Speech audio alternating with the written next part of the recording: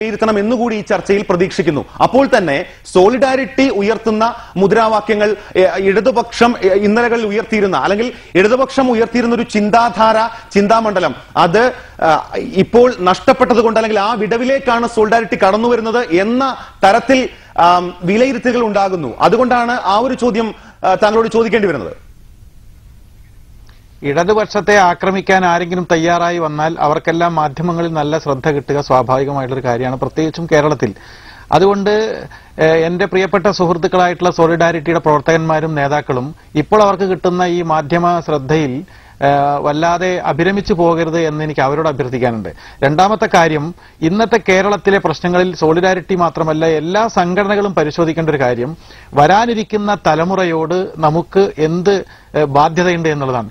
വ്യാവസായിക വികസനത്തിന്റേതായിട്ടുള്ള പാതയിലേക്ക് നീങ്ങാതെ കേരളത്തിൽ 1,00,000 പ്രൊഫഷണലുകൾ കേരളത്തിനകത്തുനിന്നും പുറത്തുനിന്നും എല്ലാ വർഷവും പുറത്തിറങ്ങാൻ. ആരാണ് ഇവരെല്ലാം? വിദേശത്തേക്ക് കയറ്റുമതി ചെയ്യപ്പെടേണ്ട മസ്തിഷ്കങ്ങൾ മാത്രമാണോ? അതോ കേരളത്തിലെ ഈ യൗവനം മുഴുവൻ കയറ്റി അയക്കപ്പെട്ട് വൃദ്ധസദനങ്ങളുടെ ഒരു നാടായിട്ട് കേരളം മാറണോ? അതോ ഇവർക്ക് കേരളത്തിൽ വ്യാവസായിക നിക്ഷേപത്തിന്റെ ഭാഗമായുള്ള തൊഴിലവസരങ്ങൾ എന്നുള്ള പ്രശ്നത്തിലേക്ക് ചില പൊതു സമവായങ്ങളിലേക്ക് വരണോ? ഇവിടെ വികസനത്തിന്റെയും വ്യാവസായിക നിക്ഷേപത്തിന്റെയും കാര്യം വരുമ്പോഴെല്ലാം തീർത്തും നിരുത്തരവാദപരമായിട്ട് ചില ആളുകൾ, ചില സംഘടനകൾ നിലപാട് സ്വീകരിക്കുന്നു. അതിന് മാധ്യമങ്ങൾ പരിധിവിട്ട പിന്തുണ പ്രഖ്യാപിക്കുന്നു. അതിന്റെ ഭാഗമായിട്ട് അത്തരത്തിലുള്ള ആരോപണങ്ങളും പരിധിവിട്ട പിന്തുണയ്ക്കും അപ്പുറം 80കളിലും 90കളിലും കേരളത്തിലെ ഇടതുപക്ഷ യുവജന പ്രസ്ഥാനം, വിദ്യാർത്ഥി പ്രസ്ഥാനങ്ങൾ അടക്കം ഇടതുപക്ഷ പുരോഗമന പ്രസ്ഥാനങ്ങൾ ഉയർത്തിക്കൊണ്ടുവന്ന ഒരു പരിസ്ഥിതിയുടെയും മണ്ണിന്റെയും ഒരു ചെറുത്തുനിൽപ്പിന്റെ രാഷ്ട്രീയമുണ്ടായിരുന്നു. ആ രാഷ്ട്രീയത്തിന്റെ അല്ലെങ്കിൽ ആ ബൗദ്ധിക ശൂന്യതയിലേക്കാണ് സോളിഡാരിറ്റി ആയാലും അത്തരം പ്രസ്ഥാനങ്ങൾ കടന്നു വരുന്നത് എന്ന് പറഞ്ഞാൽ ഇടതുപക്ഷം നിഷേധിക്കുമോ? താങ്കൾ നിഷേധിക്കുമോ? നിങ്ങൾ കാര്യങ്ങളെ അങ്ങനെ ചുരുക്കി കാണരുത്. പരിസ്ഥിതിയുടെ രാഷ്ട്രീയം ഏറ്റവും ഗൗരവമായിട്ട് ഏറ്റെടുത്തുകൊണ്ടിരിക്കുന്ന ഒരു സംഘടനയാണ് ഞങ്ങളുടേത്. ആഗോള തലത്തിൽ തന്നെ ഇന്ന് സാമ്രാജ്യത്വ വിരുദ്ധമായ ഒരു പുതിയ സമരമുഖം കോപ്പൻഹേഗന് ശേഷം ആരംഭിച്ചിരിക്കുകയാണ്.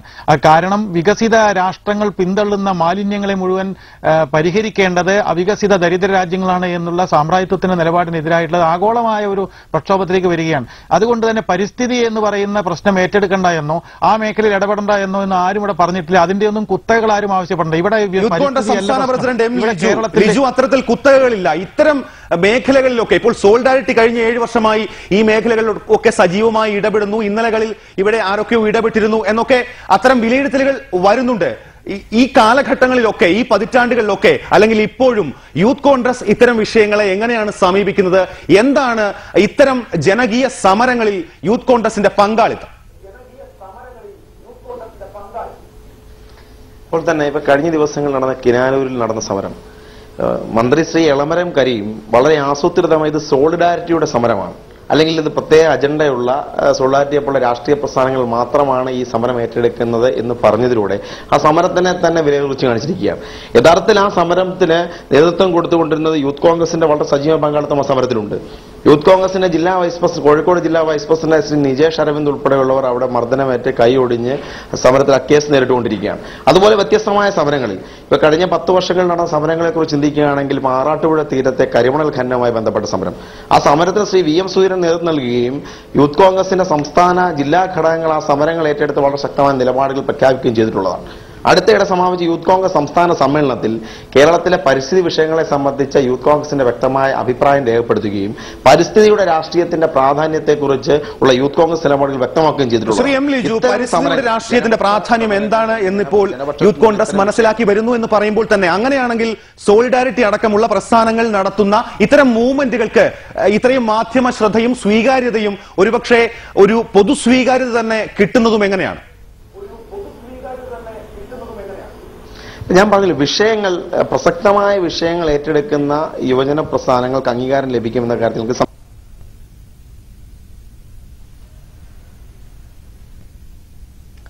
ക്ഷമിക്കണം ശ്രീ എം ലിജു, ചില സാങ്കേതിക പ്രശ്നങ്ങളുണ്ട്. താങ്കളിലേക്ക് തിരിച്ചു വരാം. വീണ്ടും ശ്രീ ശ്രീരാമകൃഷ്ണൻ, ഇത്തരം സംഘടനകൾ കടന്നു വരുമ്പോൾ, മുഖ്യധാരയിലേക്ക് പൊതു ഇടങ്ങളിലേക്ക് കടന്നു വരുമ്പോൾ അതിനെ ഡിവൈഎഫ്ഐ പോലെയുള്ള പ്രസ്ഥാനങ്ങൾ എങ്ങനെയാണ് കാണുന്നത്? ഡിവൈഎഫ്ഐയുടെ ഒരു ഡിവൈഎഫ്ഐ അപ്പോഴും ഡിവൈഎഫ്ഐയുടെ മുദ്രാവാക്യങ്ങളോ അല്ലെങ്കിൽ അത്തരം ബൗദ്ധിക സംവാദങ്ങളോ ഒന്നും ഉപേക്ഷിച്ചിട്ടില്ല എന്ന് പറയുമ്പോൾ പോലും എവിടെയോ ഒരു ശൂന്യത ഉണ്ടാകുന്നുണ്ടോ? അതിലേക്കാണോ? അങ്ങനെ ഒരു ശൂന്യത ഇല്ലെങ്കിൽ ഇത്തരം ഒരു പ്രസ്ഥാനത്തിനും നമ്മുടെ മുഖ്യധാരയിലേക്ക് സമൂഹത്തിലേക്ക് കടന്നു വരാൻ കഴിയില്ലല്ലോ.